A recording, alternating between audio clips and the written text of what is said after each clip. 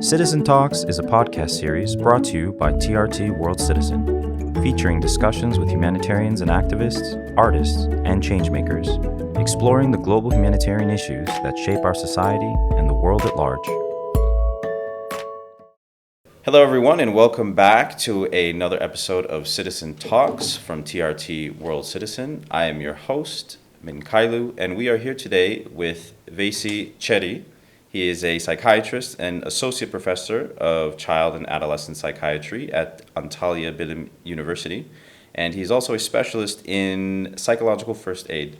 Veysi, thank you so much for joining us today. We really appreciate you being here.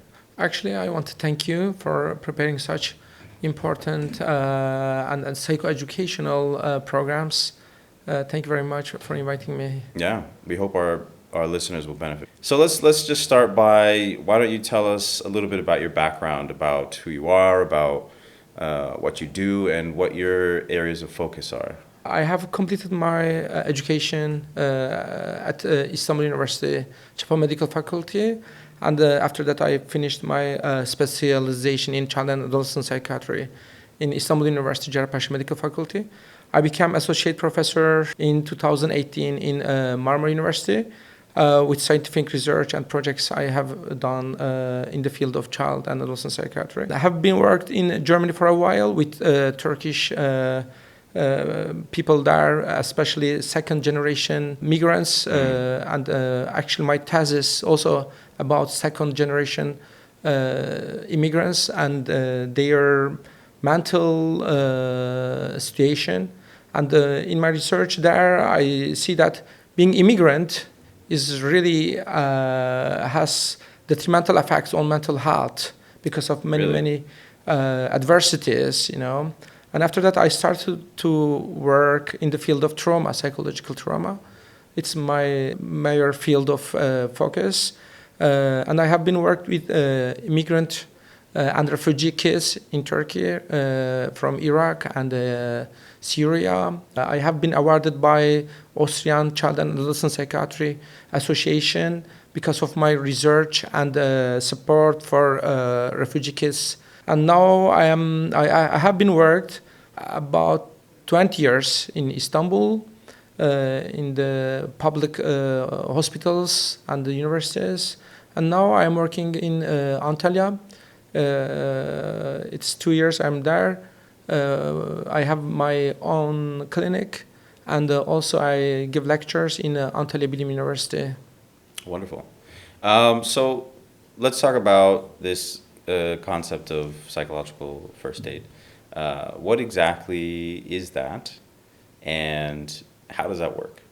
Actually, it is a very important field. You know, we all know how important is the medical first aid, but most of us are not aware of psychological first aid. What is psychological first aid? It is an approach aimed at providing immediate support and assistance to individuals affected by a traumatic event, no matter which traumatic event it is. It could be a natural disaster, accident, or another critical incident.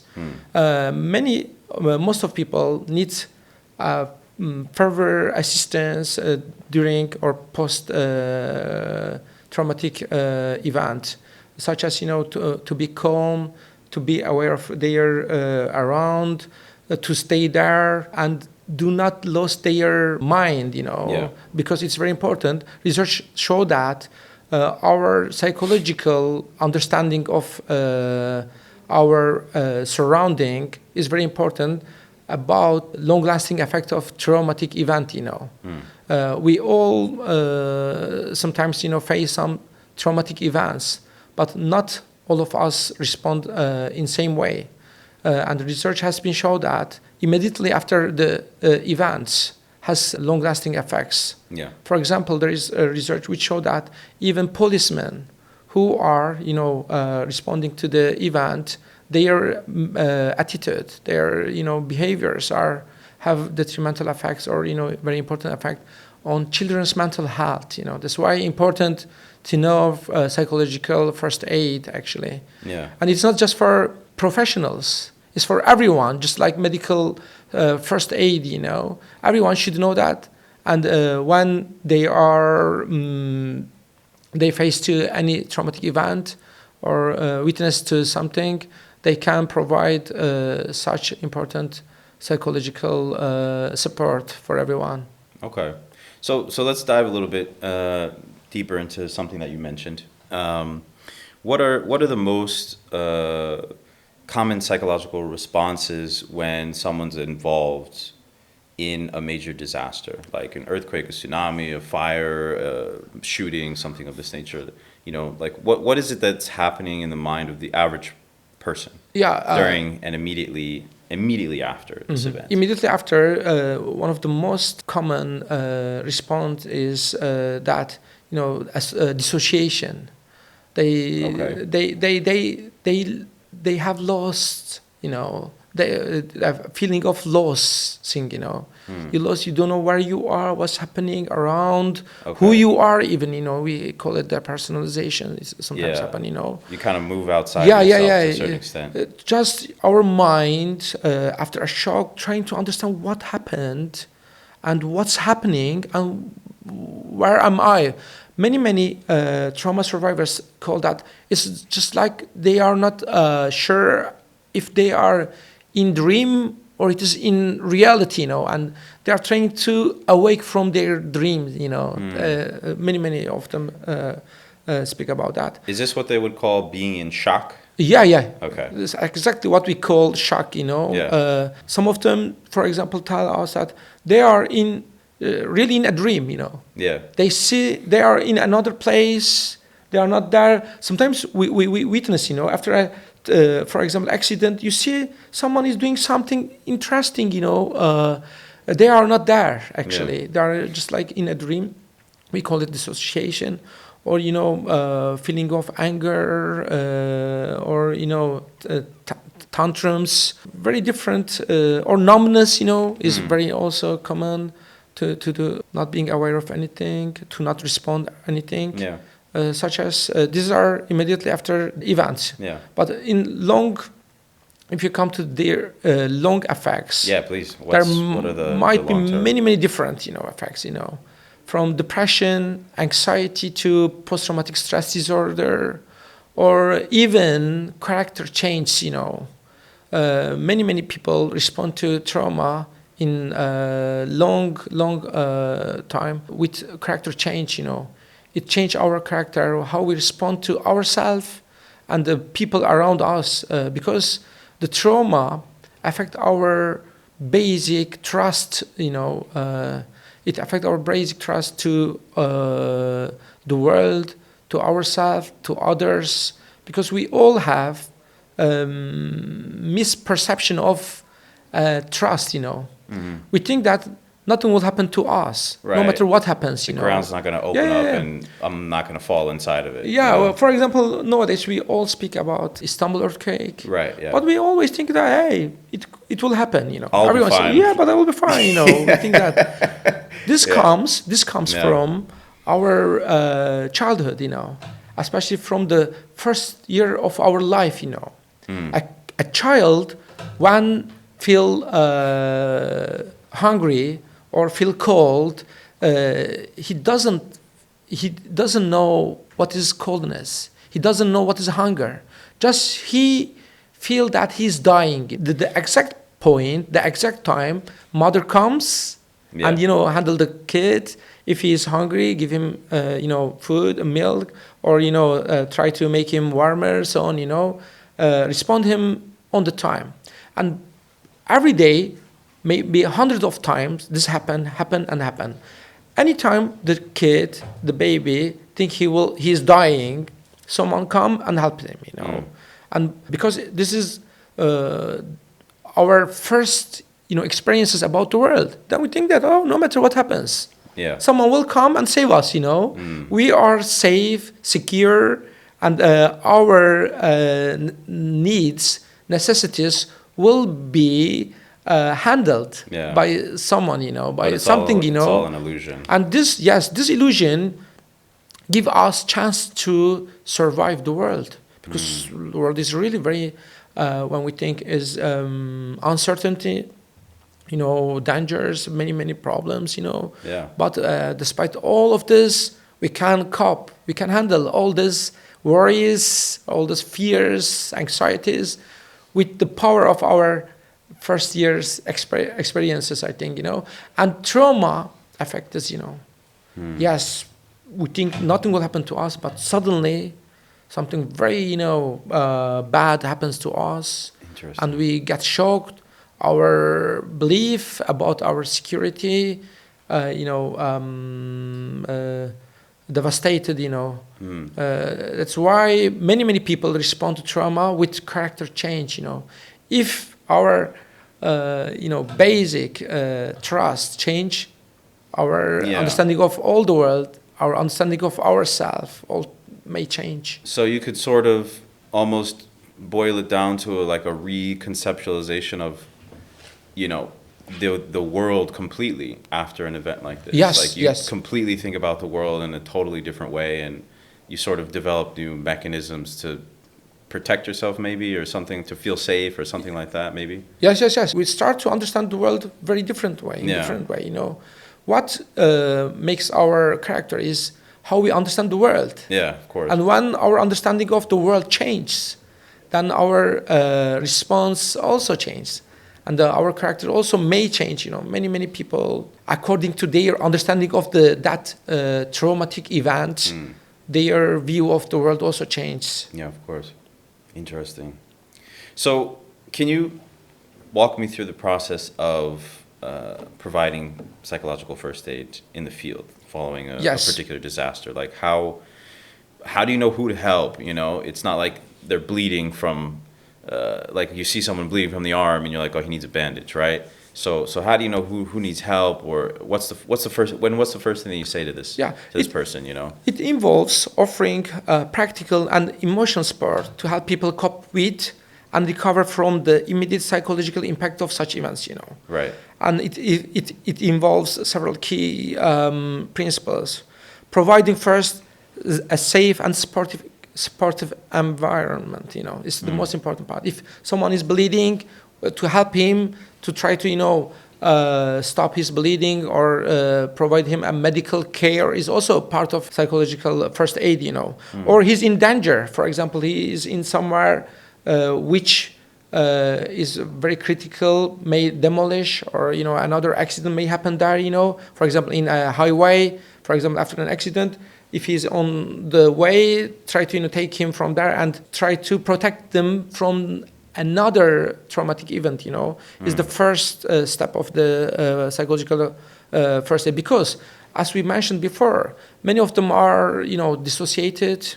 They are not there with their mind. They cannot understand the next coming, risk. And to help them is very important. This is first step. And after that, assessing the person's needs and concerns. What this person needs. If they, for example, it might be they need water or another thing or sugar, something. Try to help them until the further assistance is coming there. Or, for example, it is too cold, for example, it might be. Try to, make them warm is a second principle. And offering practical assistance and information about the situation, what happened. What will happen if we to call, the further assistance, and when they will come, what should we do, or what kind of assistance we can reach to give them such information is also very important, and it also helps victims to be aware of their surrounding, and to come back and to break the response of dissociation also. And after that, promoting calming and coping skills, helping them, for example, if they are in shock, helping them to, relieve, for example, brief exercises, or trying to focus something around them to let them be aware of themselves and calm down from that situation. Encouraging social support and connection, try to reach their friends, families, what's happening with them, and tell them where are they is also part of psychological first aid. and in the end, assisting individuals in accessing appropriate professional help if they need this, also part of psychological first aid. Okay. So I want to then talk about a specific scenario. I want to talk about the Hatay and Kahramanmaraş earthquakes. What kind of psychological, that you know of at least, what kind of psychological support services are being provided or have been provided for the people who were impacted? Before answering this question, I want to answer a very related point. It's very, very important to provide support, no matter what kind of support it is, to trauma survivors. Because as we mentioned before, their trust is, destroyed, and it is very important to show them there is someone or there are some people who are responding them, to repair their broken feeling of trust, That's very important. That's why maybe I think, why we have many traumatic events in our, area, in our geography. But people always, all part of the community, they are trying to do something. Even kids, they are sending their toys, for example. This is very important, No matter what we do, if it is big or small, trying to do something to show them that we are with them. We care about them. We are trying to repair something, help them emotionally, and its effect is unimaginable, Really, it's very important. And then I want to thank to our community, Really, all part of community, from sport teams, from kids, schools, the government, everyone, canalize and trying to do the best for them, and this is part of psychological, I think, recovery, That's why first I wanted to speak about this. After that, there is really different. In the first days, everyone trying to do something, and the most important part is to let people reach their physiological needs, Just like, if it is cold weather, to warm, to housing, or, sheltering, or water, or, foods. This is the most important part immediately after an accident or, earthquake, just like, And it has, just we passed that step, I think. Now we are providing, with the hand of Ministry of Health and our Child and Adult Psychiatry and Psychiatric Association and Psychological Associations, organizations, providing psychological health. There are many, field units which provide psychological and psychiatric help, support for, trauma survivors in the field. And it should, such interventions should continue, I think, at least 2 years, and it should be all free, and it's free, but it should continue because traumatic events may continue for long times. Right, of course. So, obviously, the earthquakes in eastern Turkey, they had a devastating impact on so many lives over there. But even here in Istanbul, right, there was like a very palpable sense of sadness and grief everywhere. You could feel it in people every day, people on the streets. What kind of psychological impact does a disaster like this have at the social level? What does this kind of event do to a people or to a nation? First of all, I think it affects all of our, feeling of trust, or security. Right, because, we all start to think more. It could be me. Yes, more about our safety, security, not just about ours, about our, beloved ones, our kids or, family.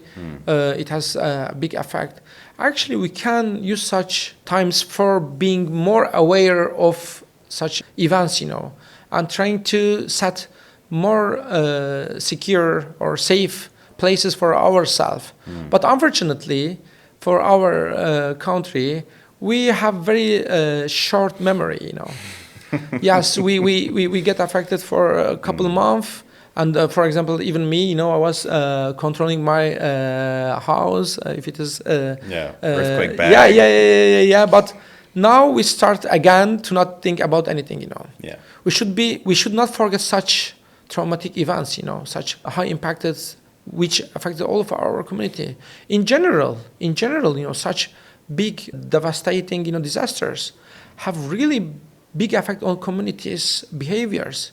But in our country, I don't know why, it doesn't affect us so much, It's really? very short time, yeah. For example, after, Marmara earthquake, and this earthquake, what I think, it must affect us so much. Yeah. Every step of our life about, housing, about, constructing, about making new cities should be affected by this event, I think. Yeah. But I don't know. Now it is affecting, yes. Everyone is aware of it. Yeah. Every part of the society is, aware of it. But I'm not sure if it will continue. Yeah. We should really be aware of it, So let's talk about that concept then more generally, right? So maybe for the Turks, they're like, oh, we're fine now, But let's say, like, generally speaking, in your experience and cases that you've seen, or just what things that you've perhaps come across, when a society, any society, is impacted by a major trauma, let's say, for example, the earthquake, the tsunamis in Jakarta that happened years ago, or even something like a terrorist attack or what have you in one place or another. And these things, they really kind of, they're big events that people remember, and they have an impact on people's lives. So in these cases, what's like a normal sort of, or what's not normal necessarily, but a response that you've seen at a social level, like how is a society sort of impacted by this psychologically, in a general sense? Actually, I think it is can be impacted. there might be many impact. Yeah. But it depends how we understand it and how we handle it. If we try to forget it, then it will not make any change on us. Yeah. But then we will again and again face such pain, I think, Yeah. We should try to not forget it, We should always remember it. We should, for example, make some museums, which our kids have to, will, visit during their primary school, for example, So you think that's kind of like a healing process? to have healing, these sorts of... and to not let same pain happen again, Yeah. But if we try to forget, then it continue to affect us, subconsciously, unconsciously. Yeah. But we do not change our life, and it continue to hurt us again and again, I think, Yeah. That's why, we should always, not just annual, remembrance, memories, Yeah. We should always be aware of it, show in TVs. Yeah. And, see what we have faced, But in general, some communities, like our community, we try to forget it, We think that forgetting is good thing. It's so not that's good. part of the response, maybe, forgetting It's, about it. Just it's not ignoring. good, In for example, in our practice, sometimes they bring some people to our emergency psychiatric service, with anger or with crying something, I ask what happened. They say, hey, his beloved one has died, and we bring him psychiatric service. Hey, can you give him some medication to sleep? Say, hey, he should not sleep.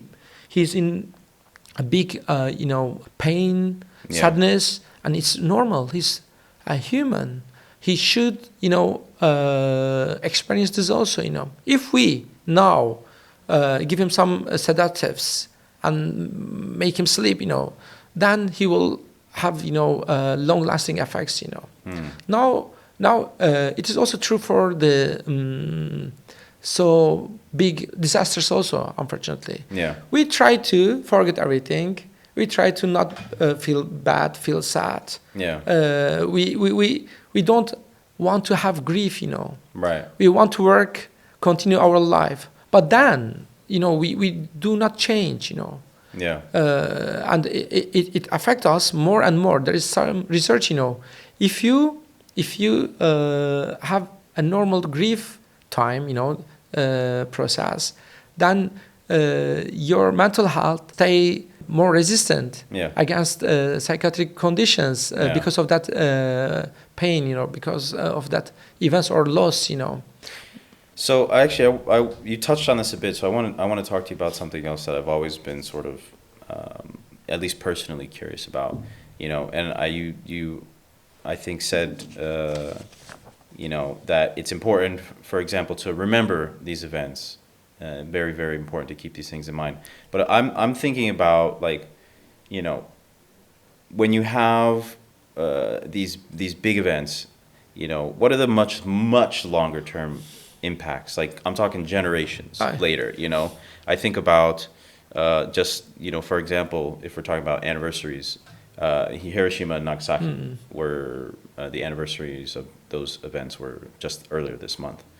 The atomic bombs, right? Tens of thousands of people dead in a second, hundreds of thousands more injured, long term.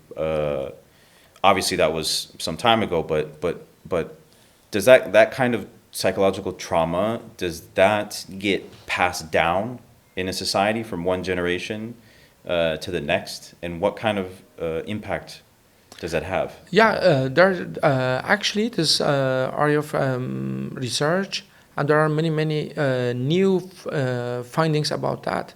Even it affects our genes, There is really? There is a new research which show that with mice, which have traumatized their sperm, in their sperm there is different kind of genetical, we call it phenotypical changes, which they send to their later generations, Yeah. And in the people, there are many different types, and we see in many nations, for example, in Germans, even in Turks, for example, in our country, in the end of Ottoman Empire in the 19th century, I think affected us all, and our people start to be a bit more careful or thinking about other ethnic minorities, because in the last days of Ottoman Empire, the minorities which were taken care by Ottoman Empire start fight against Ottoman Empire, for example, Balkans or others, and it gives a very unique response, I think, to our culture, Then we start to be very united, and suspectfully look others. And sometimes it decreases, but then it alleviates, unfortunately, because even a small or a little thing which remember us that event, it led a big response, and we continue that thing again. It's also true for other nations also, I think, for many, for example, Germans, I think they still have a lot of impact of World War First and Second, and I can't say that the Second World War was psychological effect of World War One, Also, Japan or Arabic people, all of us, unfortunately, have such hidden, traumatic effects, collective trauma, we call it, For example, Jews, also, Israel, they have really, and anything, a small thing, make them very, they give big reactions, you know. Right. For example, Yeah. For example, a small event, you know, let them have a big reaction. You know, they think they will, you know, try to kill them all again. For example, a small, you know, a knife attack, for example, you know, and they send 100 of, you know, jets, Soldiers, you know, air, you know, and they bombing everything, you know. It's all about that trauma, you know. And but we have to face our trauma, you know, because trauma affect our emotional reflexes, you know. Yeah. And emotional reflexes are in general our hidden but very dangerous instincts. We are humans are a very, you know, maybe the most dangerous kind of in the world, you know. Yeah. There is not any animal or creature which have killed so much people, you know. And it's all about our emotional reflexes, I think. We should be aware of them. And trauma emerge such dangerous emotional reflexes.